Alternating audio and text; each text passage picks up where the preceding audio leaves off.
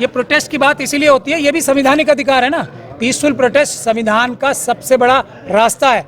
जनता जो है हमारे देश की, वो जनता देश की मालिक है। चीफ जस्टिस ऑफ इंडिया, मैं कह रहा हूँ जुडिशरी के सारे जजेस जनता के नौकर हैं।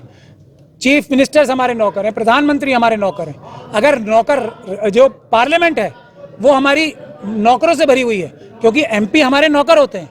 तो अगर नौकर जो वादे करते हैं, जिस शराइत पे हमने उन्हें नौकरी दी थी, अगर वो वादा खिलाफी करें तो क्या मालिक जो है बिल्कुल बेसहारा हो जाएंगे? नहीं, मालिक बेसहारा नहीं हो जाएंगे। मालिकों के पास जो रास्ता संविधान ने, बाबा साहब डॉक्टर भीमराव अंबेडकर के संविधान ने दिया है, मालिकों का रास्ता है पीसफुल प्रोटेस्ट।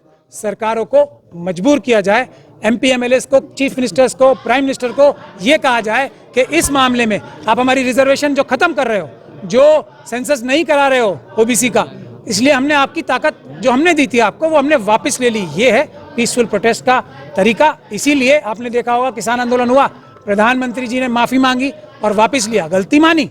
इसी तरीके से ये सबसे बड़ा संवैधानिक तरीका है पीसफुल प्रोटेस्ट का। तो जनता के हाथ में पीसफुल प्रोटेस्ट होता है। नौकरों को साहब ने कहा कि हम जो ज्ञानवापी को नहीं गिरने देंगे, बचाएंगे, उसको रोड पे आना पड़ेगा, ऐसा बोल रहे हैं वो। मैंने वही बोला ना, प्रदर्शन। देखिए, एक बहुत अच्छी बात तौकीर रजा साहब ने कही, वो आप लोगों को ध्यान से सुननी चाहिए थी, शायद आप लोगों ने नहीं सुनी। उन्होंने कहा आस्था की बात है तो आस्था बराबर होती है सबकी। अगर एक आस्था वाले ये बात बोलते हैं कि हम सुप्रीम कोर्ट को नहीं मानेंगे, अगर हमारे खिलाफ फैसला आया, हम सुप्रीम कोर्ट से भी ऊपर हैं, तो अगर आस्था दोनों की बराबर है, हम तो अब भी ये नहीं कह रहे, क्योंकि हम संविधानवादी हैं, हम अम्बेडकरवादी, हम अब भी ये नहीं कह रहे हैं कि हमारी आस्था सुप्रीम कोर्ट से ऊपर है, लेकिन आस्था बराबर है। जहां किसी और की आस्था खड़ी है, उसी के बराबर में हमारी भी आस्था खड़ी है, और उसके लिए संवैधानिक तरीके सारे इस्तेमाल किए जाएंगे, ये हम वादा करते हैं। क्या सर आप चुनाव लड़ोगे भविष्य में? आप भविष्य में बनाने की बात हुई है, 24 की बात कर रहे हैं सर आप। एमपी बनना कोई मुश्किल काम है। एक हमारे चीफ जस्टिस साहब थे, अभी बाबरी मस्जिद का इस्तीफा देके, बाबरी मस्जिद का फैसला देके उनका रिटायरमेंट हुई, उनको राज्यसभा की सांसदी फौरन मिल गई। उन्होंने कहा मेरे लिए ये भी छोटी बात है।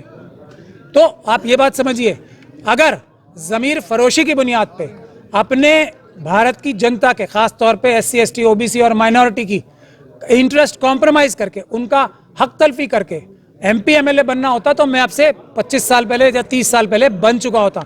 MP MLA बनना ज़रूरी नहीं है, पार्लियामेंट में बहादुर MP, हमारे देश में बहादुर नेता पैदा करने की ज़रूरत है, जो संविधान के हिसाब से देश चलवा सके।